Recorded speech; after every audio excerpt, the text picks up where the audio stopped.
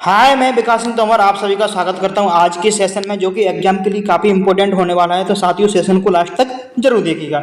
आज हम करने वाले हैं ओल्ड पेपर 2022 का, जो कि 12 मार्च 2022 का पेपर है, शिफ्ट 1 का पेपर है। आज इसमें हम पर्यावरण के महत्वपूर्ण प्रश्नों को हल करने वाले हैं। इसके साथ हम जो नए प्रश्न बन सकते हैं उनको भी हल करेंगे। तो दोस्तों, अभी तक आपने हमारे चैनल को सब्सक्राइब नहीं किया, चैनल को सब्सक्राइब जरूर कर लें और बेल आइकन को दबा लें और अपने दोस्तों के साथ शेयर करें। और वीडियो अच्छा लगे तो लाइक जरूर करें, कमेंट बॉक्स में अपनी राय जरूर दें। तो चलते हैं आज हम पहले प्रश्न पर, जो कि एग्जाम के लिए काफ़ी इंपॉर्टेंट हो जाता है।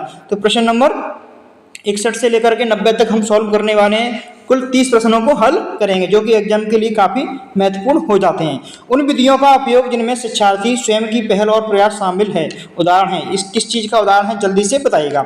अंतर व्यक्ति बुद्धिमत्ता का उदाहरण है, निगमनात्मक विधि का उदाहरण है, शिक्षार्थी केंद्रित विधि का उदाहरण है और पारंपरिक विधि का उदाहरण है। तो किसका उदाहरण हो जाता है ये? तो शिक्षार्थी केंद्रित विधि का उदाहरण है। यदि शिक्षार्थी केंद्रित विधि है तो इसमें क्या है, छात्र क्या है, शिक्षार्थी स्वयं करके सीखते हैं और स्वयं अपने द्वारा प्रयास करते हैं। तो खुद के द्वारा करना और प्रयास करना शामिल होता है इसमें, ठीक है। स्वयं की पहल और प्रयास शामिल होते हैं जिसमें किसमें, शिक्षार्थी केंद्रित विधि में, ठीक है। ऑप्शन हमारा सी राइट आंसर हो जाता है। चलते हैं आगे, अगला प्रश्न है, प्रयोजना विधि का प्रणेता है। बात करते हैं प्रयोजना विधि की। क्लिपेक्टर हो जाएगा, रॉस हो जाएगा, डीवी हो जाएगा या प्रोवेल हो जाएगा। तो बात करते हैं प्रयोजना विधि की। प्रयोजना विधि के जनक कौन है? तो यदि बात आती है प्रयोजना विधि के जनक कौन है, तो प्रयोजना विधि के जनक को माना जाता है जॉन डीवी माना जाता है, ठीक है। जिन्होंने इसकी मूल अवधारणा दी थी। किसने दी थी? तो जॉन डीवी ने इसकी क्या दी थी? तो मूल अवधारणा किसने दी थी? तो जॉन डीवी ने दी थी। याद रखेंगे इसको। वही इसी विधि को लोकप्रिय बनाने का श्रेय किसको जाता है? तो लोकप्रिय बनाने का श्रेय किसको जाता है? तो लोकप्रिय बनाने का श्रेय जाता है क्लिपेक्टर को, ठीक है। क्लिपेक्टर जी कौन थे? तो क्लिपेक्टर जी जॉन डीवी के कौन थे? शिष्य थे। कौन थे? तो जॉन डीवी के शिष्य कौन थे? क्लिपेक्टर थे, जिन्होंने इस विधि को क्या किया, आगे बढ़ाया, ठीक है। तो इस विधि में छात्र समस्या को क्या, प्रोजेक्ट के माध्यम से क्या करते हैं, हल करते हैं, ठीक है। इस विधि में छात्र प्रयोजना विधि में क्या करते हैं, प्रोजेक्ट के माध्यम से समस्या को क्या करते हैं, हल करते हैं। यानी इस प्रश्न का राइट आंसर क्या हो जाएगा? तो प्रयोजना विधि के प्रणेता कौन हो जाते हैं? तो क्लिपेक्टर महोदय हो जाते हैं। क्योंकि मूल अवधारणा किसने दी थी? तो मूल अवधारणा की बात करते हैं तो जॉन डीवी ने दी थी। इसे लोकप्रिय बनाने का श्रेय किसको जाता है? तो लोकप्रिय बनाने का शिष्य क्लिपेक्टर को जाता है। क्लिपेक्टर कौन है? तो क्लिपेक्टर के हैं जॉन डीवी के शिष्य हैं, ठीक है, याद रख लेंगे। चलते हैं आगे, अगला प्रश्न है प्रश्न नंबर 63। भूगोल पढ़ाने के लिए सबसे शिक्षाप्रद स्थान कौन सा है? बात कर रहा है भूगोल पढ़ाने के लिए। क्या घर हो जाएगा? ऑप्शन है घर, संग्रहालय है, सिनेमा है, बाजार है। तो बात करते हैं भूगोल पढ़ाने के लिए। तो भूगोल पढ़ाने के लिए क्या हो जाएगा? संग्रहालय हो जाएगा।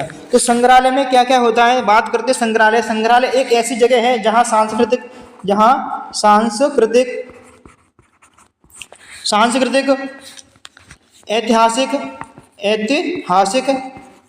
ऐतिहासिक,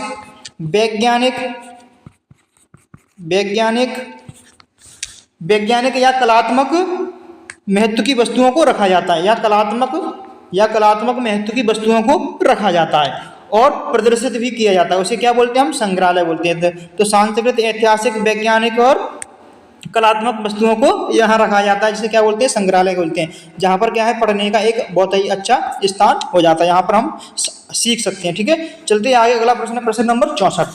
ठोस अपशिष्ट प्रबंधन का सबसे प्रभावी तरीका है। ठोस अपशिष्ट प्रबंधन का सबसे प्रभावी तरीका कौन सा है? ऑप्शन ए है सैनिटरी लैंडफिल, ऑप्शन बी है स्रोत में कमी और पुनर्चक्रण, ऑप्शन सी है भस्मक, ऑप्शन डी है वर्मी कंपोस्ट।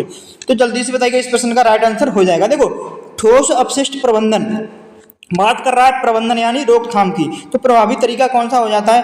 तो स्रोत में कमी और पुनर्चक्रण, यह सबसे प्रभावी तरीका हो जाता है। बात करते हैं सैनिटरी लैंडफिल की। तो पर्यावरण और सार्वजनिक स्वास्थ्य को नुकसान पहुंचाए बिना अपशिष्ट को निपटाने की एक विधि है। क्या है? अपशिष्ट को निपटाने की क्या है? विधि है। कौन सी विधि है? सार्वजनिक स्वास्थ्य को नुकसान पहुंचाए बिना पर्यावरण को साफ करने की क्या है? एक विधि है, ठीक है, जिसे क्या बोलते हैं? सैनिटरी लैंडफिल बोलते हैं, ठीक है। भस्मक क्या होता है? तो भस्मक की बात कर लेते हैं। भस्मक खतरनाक अपशिष्ट को संभालने की सुविधा होती है। क्या होती है? भस्मक क्या होती है? खतरनाक अपशिष्ट को संभालने की क्या होती है? सुविधा होती है। इसमें कचरे का सही तरीके से क्या करते हैं? परिवहन, भंडारण और निपटान किया जाता है। क्या करते हैं? परिवहन यानी एक स्थान से दूसरे स्थान तक ले जाते हैं, परिवहन, भंडारण भंडारण भंडारण और क्या करते हैं, और निपटाते हैं, माने यानी इसको खत्म कर देते हैं, निपटान किया जाता है, ठीक है, जिसे क्या बोलते हैं, भस्मक बोलते हैं, ठीक है, याद रख लेंगे। चलते हैं आगे, इस प्रश्न का राइट आंसर क्या हो जाएगा, तो इस प्रश्न का राइट आंसर बी हो जाता है, ठीक है। ठोस अपशिष्ट प्रबंधन का सबसे प्रभावी तरीका कौन सा हो जाता है, स्रोत में कमी और पुनर्चक्रण हो जाता है, ठीक है। चलते हैं आगे, अगला प्रश्न है प्रश्न नंबर 65। सुनने की क्षमता का स्थायी नुकसान जिसमें कोई रिकवरी नहीं होती कहलाती है, क्या कहलाती है, जल्दी से बताइएगा। तो ऑप्शन ए है शोर प्रेरित अस्थायी बोलते हैं, शोर प्रेरित स्थायी बोलते हैं, ऑप्शन सी है शोर प्रेरित शांति बोलते हैं, ऑप्शन डी है शोर प्रेरित प्रीक्लिनिक बोलते हैं। तो इस प्रश्न का राइट आंसर क्या हो जाता है, तो इस प्रश्न का राइट आंसर हो जाता है तो शोर प्रेरित स्थायी बोलते हैं, जिसमें क्या होता है, कभी भी सुनने की हमारी क्या नहीं हो सकती, रिकवर नहीं किया जा सकता, सुनने की क्षमता को क्या नहीं किया जा सकता, तो रिकवर नहीं किया जाता। ये कैसी होती है, ये स्थायी होती है, याद रखेंगे, स्थायी हो जाती है। जब कोई वस्तु हमारी, कोई चीज़, कोई भी बात हो स्थायी हो जाएगी तो फिर उसे क्या नहीं कर सकते, दोबारा से रिकवर नहीं करते। तो ऑप्शन हमारा बी राइट आंसर हो जाता है। चलते हैं आगे, अगला प्रश्न है प्रश्न नंबर 66। निम्नलिखित विकल्प में से किसे भारतीय रबड़ वृक्ष कहा जाता है, तो जल्दी से बताइएगा, किसे भारतीय रबड़ वृक्ष कहा जाता है, तो किसे कहा जाता है, भारतीय रबड़ वृक्ष किसे कहा जाता है, जल्दी से बताइएगा। तो ऑप्शन ए है फिकस एलेस्टिका, ऑप्शन बी है ग्रेविलिया रोबस्टा, ऑप्शन सी है फिकस बैगलेसिस, ऑप्शन डी है मोरिंगा ओलिफेरा। तो इस प्रश्न का राइट आंसर क्या हो जाएगा, जल्दी से बताइएगा। तो फिकस एलेस्टिका है, इस प्रश्न का राइट आंसर क्या हो जाता है, तो फिकस एलास्टिका हो जाता है, यानी ऑप्शन हमारा ए राइट आंसर हो जाता है। देखो यह पेड़ कहाँ पर पाए जाते हैं, तो यह पेड़ केरल में पाया जाता है, कहाँ पर पाया जाता है, तो केरल में पाया जाता है। उत्तर पूर्वी भारत में कहाँ पर पाया जाता है, तो उत्तर पूर्वी भारत में पाया जाने वाला ये क्या है, पौधा है, ठीक है। अधिकतर नेपाल हमारा कहाँ पर पाया जाता है, ये नेपाल, और कहाँ पाया जाता है, नेपाल हो जाता है, ठीक है, इसे याद रखेंगे। तो इसे और किस नाम से जानते हैं, इसे रबर किंग के नाम से भी जानते हैं, इसे किस और नाम से जानते हैं, तो रबर किंग नाम से भी इसे जानते हैं, ठीक है। इसका अन्य नाम क्या है, रबर किंग है, इसे रबर झाड़ी भी कहते हैं, रबर झाड़ी भी बोलते हैं, तो याद रखेंगे, रबर झाड़ी भी इसे बोलते हैं, ठीक है, इसको भी आप याद रख लेंगे, ठीक है। तो ये क्या है, तो फाइकस इलेस्टिका बोलते हैं, इसे क्या बोलते हैं, फाइकस इलेस्टिका बोलते हैं, ठीक है। ऑप्शन हमारा ए राइट आंसर हो जाता है, इसमें फिकस दिया है या फाइकस इलेस्टिका भी बोलते हैं, ठीक है। चलते आगे, अगला प्रश्न है प्रश्न नंबर 67। किशोरावस्था जिसमें पहचान और संकट व आत्मसम्मान का सामना करना पड़ता है का कारण क्या है, तो नकारात्मक है, कम उपलब्धि है, विकासात्मक विचार है और प्रारंभिक अनुभव है। बात करता है जिसमें पहचान, संकट, आत्मसम्मान करना पड़ता है, तो यह क्या हो जाएगा, तो यह हो जाएगा कम उपलब्धि, यानी ऑप्शन हमारा बी राइट आंसर हो जाता है। चलते हैं आगे, अगला प्रश्न है जीवाश्म ईंधन है क्योंकि वे पर ऊर्जा छोड़ते हैं। जीवाश्म ईंधन है क्योंकि वे डैश पर ऊर्जा छोड़ते हैं, किस पर ऊर्जा छोड़ते हैं, ठंडा होने पर ऊर्जा छोड़ते हैं क्या, जलने पर छोड़ते हैं, दबाव पर छोड़ते हैं, आंशिक रूप से गर्म करने पर। तो इस प्रश्न का राइट आंसर क्या हो जाता है, तो हमारे जीवाश्म ईंधन कौन कौन से होते हैं, जैसे कोयला हो गया, कोयला, पेट्रोलियम, तेल, ठीक है, तेल, प्राकृतिक गैस, ये सब क्या चीजें हैं, ये सब ईंधन है, क्या है, ये जीवाश्म ईंधन है। कौन से ईंधन है, तो जीवाश्म ईंधन है, ठीक है।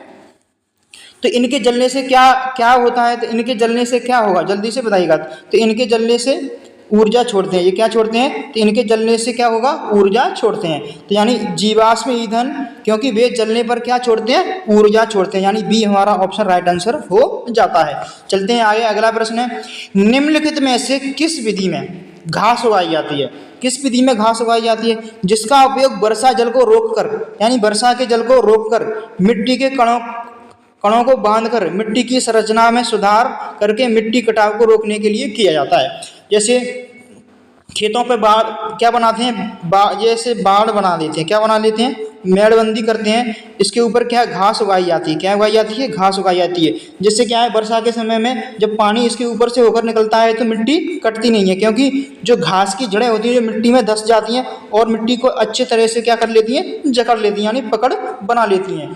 तो इस विधि को क्या कहते हैं, तो जल्दी से बताइएगा। वनारोपण विधि कहते हैं। वनारोपण तो होगा नहीं क्योंकि घास लगा रहे हैं, वन तो लगा नहीं रहे हैं। यांत्रिक विधि हो जाएगा, एस्ट्रोलॉजिकल विधि हो जाएगा, कृषि संबंधी विधि हो जाएगा। इसे बोलते हैं एस्ट्रोलॉजिकल विधि, यानी ऑप्शन हमारा सी राइट आंसर हो जाता है। इसे आप याद रख लेंगे। इस तरह के नए प्रश्न आपको कई सारे प्रीवियस ईयर में देखने को मिलेंगे, तो इन्हें आपको अच्छे से याद करते हुए चलना है, ठीक है। तो एस्ट्रोलॉजिकल विधि बोलते हैं, जिसमें क्या करते हैं, विधि में घास उगाई जाती है, जिसका उपयोग वर्षा जल को रोक करके मिट्टी के कणों को बांध करके मिट्टी को काटने से बचाने के लिए किया जाता है, यानी मिट्टी के कटाव में कमी के लिए किया जाता है, जिसे क्या बोलते हैं, एस्ट्रोलॉजिकल विधि बोलते हैं। क्या बोलते हैं इसे, एस्ट्रोलॉजिकल विधि, यानी ऑप्शन हमारा सी राइट आंसर हो जाता है। चलते हैं अगला प्रश्न है, प्रश्न नंबर 70।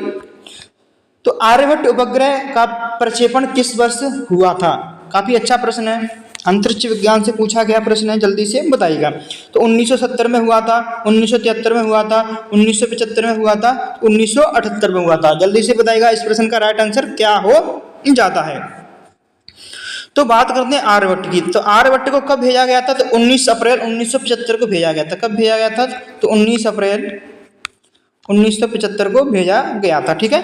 इसे आप याद रखेंगे। तो यहाँ हमारा कौन सा ऑप्शन राइट हो जाता है? तो ऑप्शन हमारा सी राइट आंसर हो जाता है।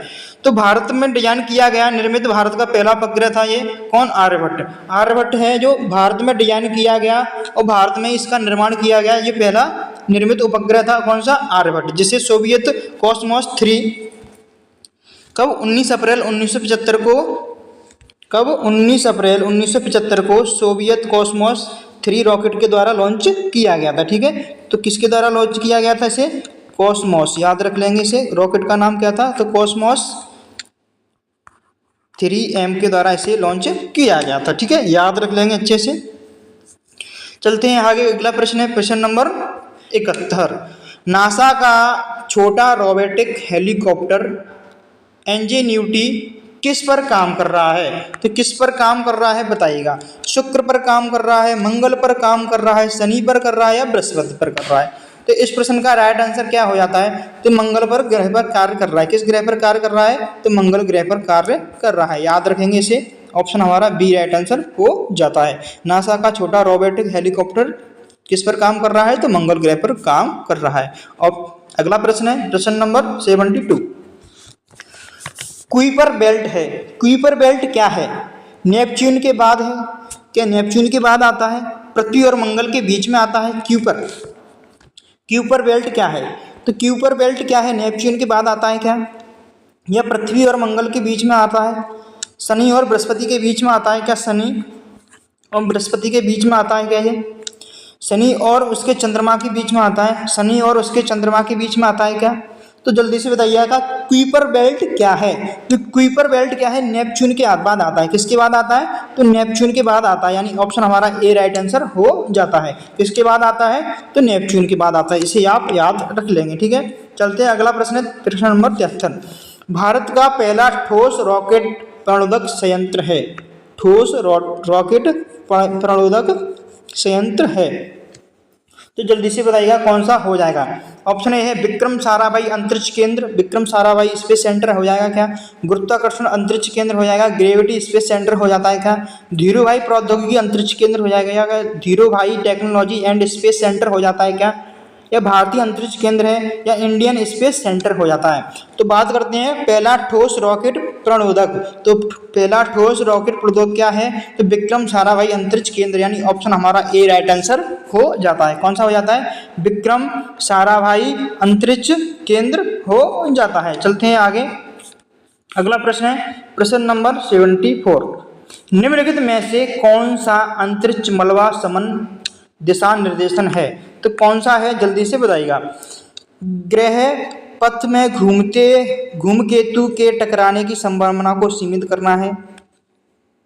ऑप्शन बी है परिचालन चरणों के दौरान ब्रेकअप की संभावना को अधिकतम करना है। ऑप्शन सी है सामान्य संचालन के दौरान मुक्त मलबे को सीमित करना है। ऑप्शन डी है संग्रहित ऊर्जा के परिणाम स्वरूप पोस्ट मिशन ब्रेकअप की क्षमता अधिकतम करना है। तो क्या हो जाएगा इस प्रश्न का राइट आंसर? तो अंतरिक्ष मलबा का समन है। तो अंतरिक्ष मलबा का समन क्या है? सामान्य संचालन के दौरान मुक्त मलबे को सीमित करना। तो ऑप्शन हमारा सी राइट आंसर हो जाता है। चलते हैं आगे। निम्नलिखित में से कौन सा राज्य सरदार सरोवर बांध से लाभान्वित नहीं है? तो लाभान्वित नहीं है, कौन सा नहीं है जल्दी से बताइएगा। तो मध्य प्रदेश हो जाता है क्या, राजस्थान है, महाराष्ट्र है, पंजाब है। तो कौन सा राज्य लाभान्वित नहीं है? तो कौन सा नहीं है तो जल्दी से बताइएगा। तो कौन सा नहीं है हमारा? देखो मध्य प्रदेश तो है, राजस्थान भी है और महाराष्ट्र भी है। तो कौन सा नहीं है? तो पंजाब नहीं हो जाता हमारा। कौन सा नहीं हो जाता है? तो पंजाब नहीं हो जाता है। इसे आप याद रख लेंगे, ठीक है। Option number D right answer हो जाता है। चलते हैं आगे। अगला प्रश्न है विटीकल्चर किसकी खेती है? तो विटीकल्चर किसकी खेती है जल्दी से बताइएगा। विटीकल्चर किसकी खेती है? रेशम की है, अंगूर की है, मछली की है, फूल की है? तो बताइएगा किसकी खेती है। इस प्रश्न का राइट आंसर क्या हो जाता है जल्दी से बताइएगा। तो यह विटीकल्चर किसकी खेती है? तो विटीकल्चर हमारी अंगूर की खेती है। किसकी खेती है? अंगूर की खेती है। देखो रेशम पालन को क्या बोलते हैं? रेशम पालन को कौन सी खेती के अंतर्गत आ जाता है? इसे क्या बोलते हैं? तो इसे बोलते हैं सेरीकल्चर। क्या बोलते हैं? तो सेरीकल्चर कहते हैं। क्या कहते हैं? सेरीकल्चर। इसको याद रख लेंगे, ठीक है। अंगूर की खेती को क्या बोलते हैं? विटीकल्चर बोलते हैं। इसको भी याद रख लेंगे।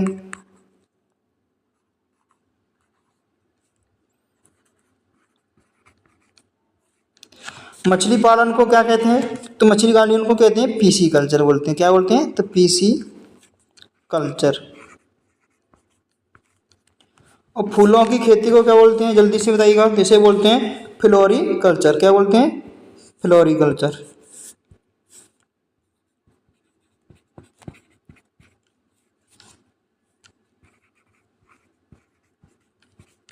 इसे आप अच्छे से याद रख लेंगे, ठीक है। चलते हैं अगला प्रश्न, अगले प्रश्न पर। प्रश्न नंबर 77। निम्न में से कौन सी मृदा खादर और बांगर में विभाजित है? बात करते हैं खादर और बांगर की। क्या रेगिस्तानी मृदा हो जाएगा, जलोढ़ मृदा हो जाएगी, काली मृदा हो जाएगी, लाल मृदा हो जाएगी? तो देखो बात कर रहे हैं हम किसकी? खादर और बांगर की। तो खादर के बारे में पहले हम बात कर लेते हैं, ठीक है। खादर मृदा कौन सी मृदा? खादर।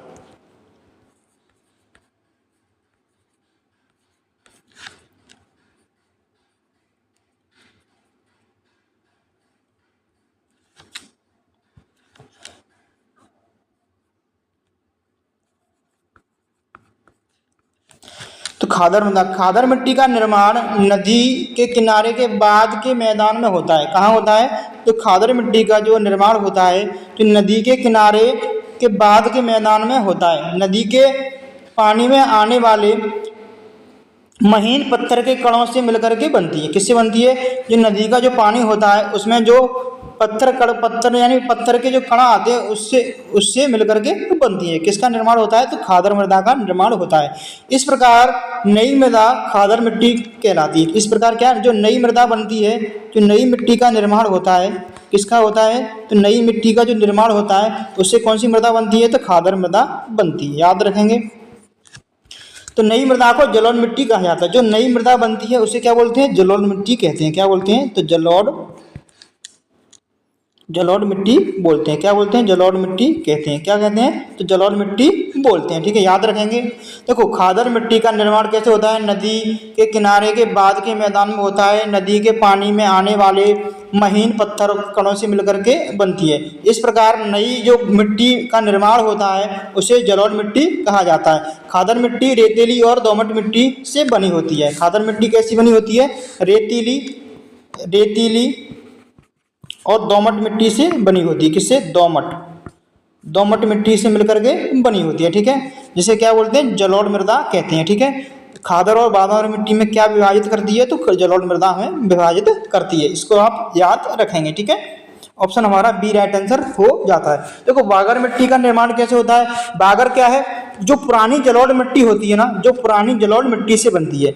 बांगर मिट्टी का निर्माण कैसे होता है? बागर मिट्टी का निर्माण कैसे होता है? पुरानी जलोढ़ मिट्टी से बनती है। किससे बनती है?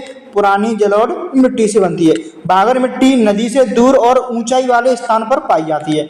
नदी से दूर और ऊंचाई वाले स्थान पर पाई जाती है, इसको भी आप याद रख लेंगे। बागर मिट्टी में कणों का आकार बड़ा होता है। बागर मिट्टी में क्या होता है? बात करना है बागर मिट्टी की, किसकी? बागर की। तो बागर मिट्टी में क्या होता है? कणों का आकार क्या होता है? बड़ा होता है। ठीक है, इसको याद रख लेंगे। कणों का आकार कैसा होता है? बड़ा होता है और नमी कम होती है। नमी कैसी होती है? नमी कम होती है। तो इसको भी आप याद रख लेंगे। ठीक है, चलते हैं आगे। अगला प्रश्न है प्रश्न नंबर 78। भारत में बाल दिवस किस तारीख को मनाया जाता है? काफी इंपॉर्टेंट प्रश्न हो जाता है, जल्दी से बताइएगा। 21 जुलाई को मनाते हैं क्या? 6 अक्टूबर को मनाते हैं क्या? 12 दिसंबर को मनाते हैं क्या? ऑप्शन डी है 14 नवंबर को मनाते हैं क्या? तो भारत में बाल दिवस की तारीख कब है? जल्दी से बताइएगा। तो इसे कब मनाते हैं? तो 14 नवंबर को मनाया जाता है। कब मनाया जाता है? तो 14 नवंबर को मनाते हैं। कब मनाते हैं? तो 14 नवंबर को, याद रख लेंगे। ठीक है, तो कब मनाते हैं? 14 नवंबर को बाल दिवस के रूप में हम मनाते हैं। ऑप्शन हमारा डी राइट आंसर हो जाता है। देखो, बाल दिवस हर साल 14 नवंबर को मनाया जाता है। कब मनाया जाता है? 14 नवंबर को मनाया जाता है, जो कि पंडित जवाहरलाल नेहरू का जन्मदिन है। क्या है? पंडित जवाहरलाल नेहरू का क्या है? उस दिन जन्मदिन है। किसका है? तो पंडित जवाहर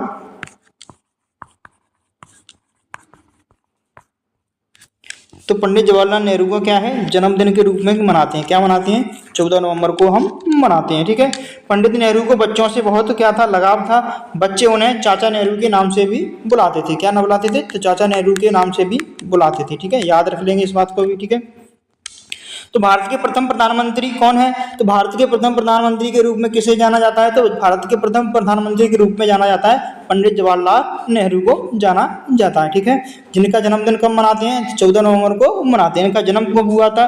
तो 14 नवंबर 1889 को। कब हुआ था? 14 नवंबर 1889 को इनका जन्म हुआ था। इस चीज को याद आप अच्छे से रख लेंगे। ठीक है, चलते हैं आगे। अगला प्रश्न है प्रश्न नंबर 79। 2008 में पहला आईपीएल किसने जीता? तो 2008 में पहला आईपीएल किसने जीता? जल्दी से बताइएगा। इस प्रश्न का राइट आंसर क्या हो जाता है? तो 2008 में पहला आईपीएल किसने जीता? ऑप्शन ए है मुंबई इंडियंस ने जीता, चेन्नई सुपर किंग ने जीता, राजस्थान रॉयल्स ने जीता, कोलकाता नाइट्स ने जीता। किसने जीता था? जल्दी से बताइएगा। तो यह जीता था राजस्थान रॉयल्स ने। किसने जीता था?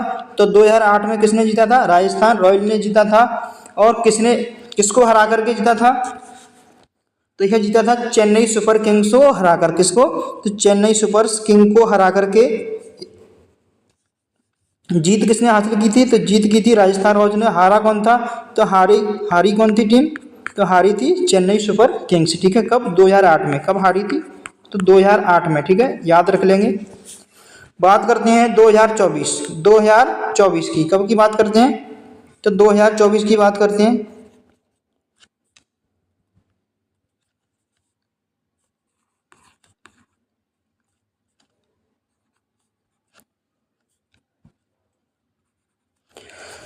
तो 2024 में आईपीएल में किसने जीत हासिल की? तो जल्दी से बताइएगा, आप सभी को पता हो तो 2024 में आईपीएल में कोलकाता नाइट्स राइडर्स ने जीत की। कौन जीता था? तो कोलकाता नाइट्स ने 2024 में क्या ली? जीत हासिल की। किसने की? तो कोलकाता नाइट्स ने जीत हासिल की। हारा कौन था? तो हारी हुई टीम कौन सी थी? हारी कौन सी थी? जल्दी से बताइएगा। तो सनराइजर्स हैदराबाद हारी थी। कौन हारी थी? तो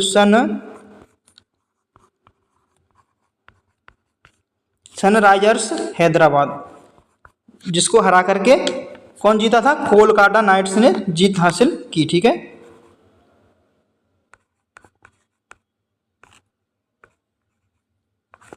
इसको आप अच्छे से याद रख लेंगे। ठीक है, 2024 में कौन हारी थी? तो सनराइजर्स हैदराबाद को हराया था।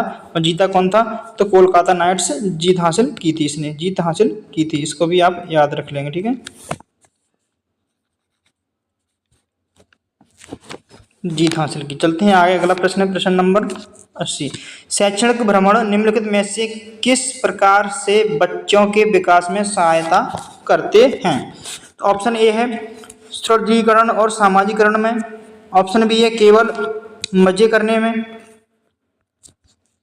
ऑप्शन सी है छुट्टियों का आनंद लेने में। ऑप्शन डी है विशेषताओं में वृद्धि करने में। तो शैक्षिक भ्रमण निम्नलिखित में से किस प्रकार से बच्चों के विकास में सहायता करते हैं? यह करते हैं सुदृढ़ीकरण और सामाजिकरण में, ठीक है, यानी ऑप्शन हमारा ए राइट आंसर हो जाता है। चलते हैं आगे, अगला प्रश्न है, भूमिका निर्वाह विधि में एक छात्र शिक्षक के रूप में प्रस्तुत होता है और बाकी समूह उस शिक्षक के छात्र होते हैं। यह कथन है, यह कथन किसका है? यानी यह कथन कैसा है? सत्य है, असत्य है क्योंकि विद्यार्थी शिक्षक नहीं हो सकते। ऑप्शन बी है सच है क्योंकि यह विधि शिक्षण सीखने की प्रक्रिया में बदलाव लाती है। ऑप्शन सी असत्य है क्योंकि छात्र के पास आवश्यक ज्ञान नहीं है।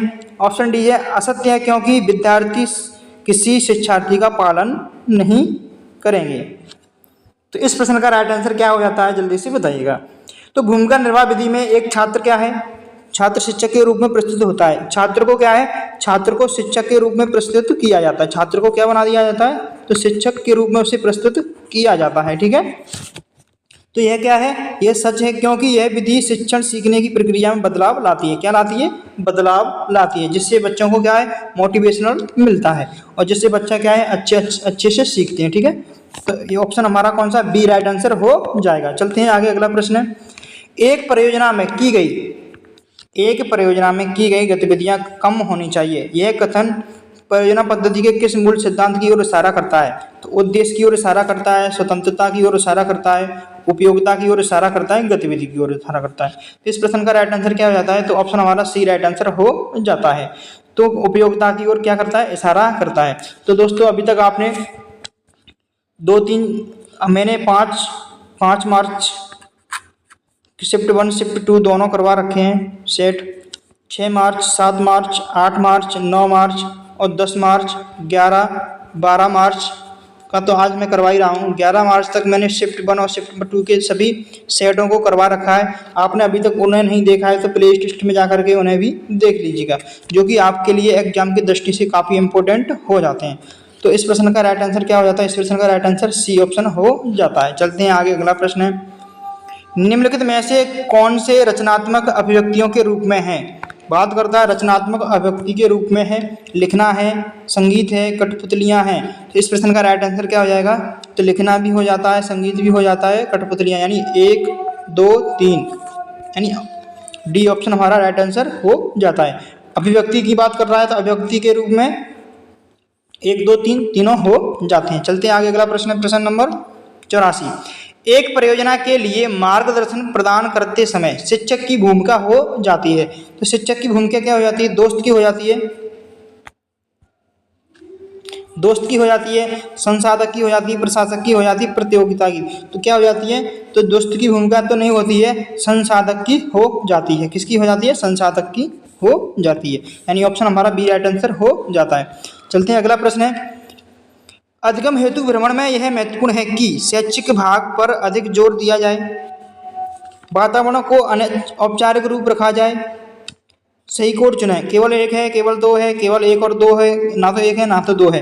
तो शैक्षिक भाग पर अधिक जोर ना दिया जाए, वातावरण को अनौपचारिक रखा जाए, यानी 1 और 2 दोनों हमारे राइट आंसर हो जाते हैं। हमारा option number C right answer हो जाता है। चलते हैं आगे, अगला प्रश्न है, शिक्षक द्वारा प्रभावित अधिगम भ्रमण स्थल का प्रारंभिक दौर है। तो प्रारंभिक दौरा है, कौन सा हो जाता है? अनावश्यक हो जाता है, अपशिष्ट हो जाता है, वांछनीय हो जाता है, समय लेने वाला हो जाता है। हमारा क्या हो जाता है? तो यह हो जाता है वांछनीय, यानी ऑप्शन हमारा सी राइट आंसर हो जाता है। शिक्षक द्वारा प्रभावित अधिगम भ्रमण स्थल का प्रारंभिक दौरा क्या है? तो वांछनीय है। कैसा है? तो वांछनीय, यानी ऑप्शन हमारा सी राइट आंसर हो जाता है। चलते आगे, सौर विकिरण के अवशोषण से कांच के कक्ष के अंदर गर्मी निर्माण की घटना को क्या कहा जाता है? ऊष्मीकरण कहते हैं, ग्रीन हाउस प्रभाव कहते हैं, गर्मी अवशोषण कहते हैं, सौर अवशोषण कहते हैं। तो क्या बोलते हैं? ऑप्शन हमारा बी राइट आंसर हो जाता है, तो ग्रीन हाउस बोलते हैं। अगला प्रश्न है, निम्न में से कौन से रेशे मानव द्वारा निर्मित रेशे हैं? तो मानव द्वारा निर्मित रेशा कौन सा है? जिसे बोलते हैं कपास, रेशम, ऊन, रेयन। तो कौन सा हो जाएगा? ऑप्शन हमारा डी राइट आंसर हो जाता है, यानी रेयन। मानव द्वारा निर्मित रेशा कौन सा है? तो रेयन हो जाता है। कपास क्या है? प्राकृतिक रेशा है। रेशम क्या है? प्राकृतिक रेशा है। ऊन क्या है? प्राकृतिक रेशा है। ये किससे प्राप्त होता है? तो यह कपास यानी कोकून से प्राप्त होता है। रेशम के कीट से प्राप्त होता है। ऊन हमें कहाँ से मिलती है? तो ऊन हमें भेड़ के जो बाल होते हैं वहाँ से प्राप्त होती है। प्रश्न नंबर 89 का राइट आंसर क्या होगा, जल्दी से बताइएगा। वन्य जीव संरक्षण अधिनियम कब लागू किया गया? तो वन्य जीव संरक्षण अधिनियम 1972 में लागू किया गया। इसे आप अच्छे से याद रख लेंगे, ठीक है। चलते हैं आगे, अगला प्रश्न है प्रश्न नंबर